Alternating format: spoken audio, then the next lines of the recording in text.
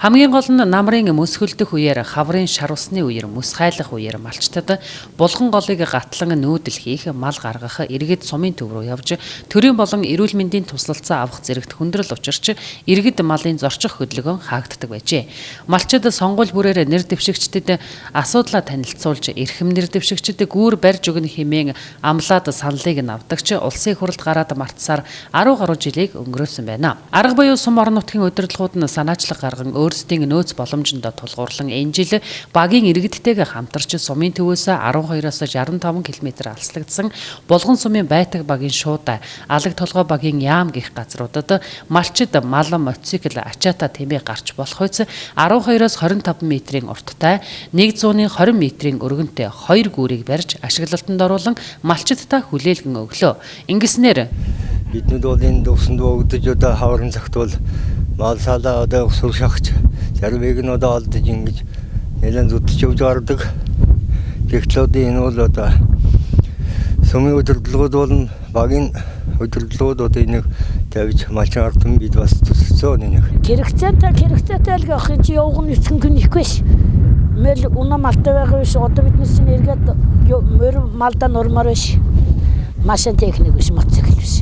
Ига малан түгээ явахт гоё ч юм шиг. Энэ усаар чи бид нар чинь гатлага игээд хаачгаар чи гараараа зэмээ хийгээд бид нар гаталж ирсэн юм аа урд нь. Тэгээд одоо гүүр тавьсаар болж бид нар одоо чилээтэй явдаг болсон. Тэгээд нааш цааш хөхтөөж биднэрт одоо ямар бэрхшээлээд учрахгүй бид нар одоо усан цасны ихсэн үед энэ ийшан гадаг шангарчны дутагшааны энэ үйлсүүд малан гаргана, ачаавараа ган гаргана. Бид нар машин дээр ашиглаж юм та.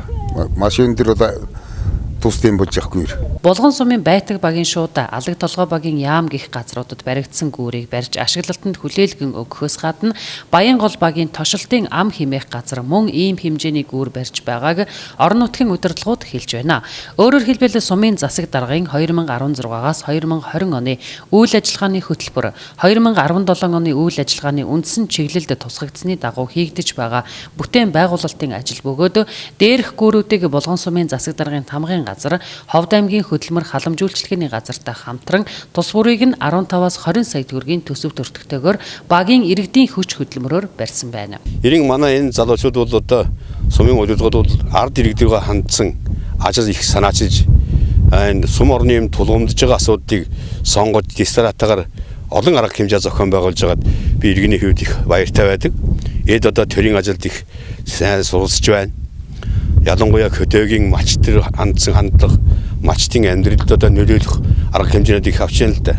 Тухайлбал одоо энэ ч одоо 2-3 газар гүүр бариад одоо мал отроод гарах, мал одоо голд орж ирэх ерэн одоо наасааш малчтын одоо хөдөлгөөнд саадуулж ясан олон асуудлыг шийдсэн байна. Гүүр баригдсанаар Булган сумын байтаг алаг толгой Баян гол баян судал багуудын 530 өрхийн 2700 гаруй хүн 100 гаруй мянган толгой мал хавар намар ялангуяа үер усны үед аюулгүй зорчих боломжтой болж байгаа нь сайшаалтай юм а.